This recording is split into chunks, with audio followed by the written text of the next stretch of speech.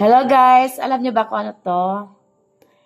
Ito po ay tinatawag na sisi sa amin. Dito po sa Lucacay, sa Bicol.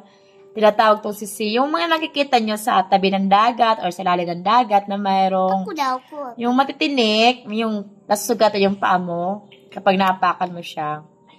Ayan. Yung mostly nasa bato, nakakapit siya sa bato. Yung mga puting shells.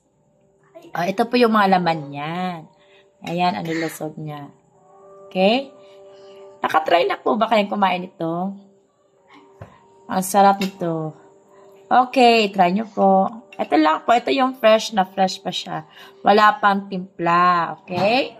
Ang gagawin ko dito ay lalagyan ko ng konting salt and calamansi and yun lang. Okay, let us try.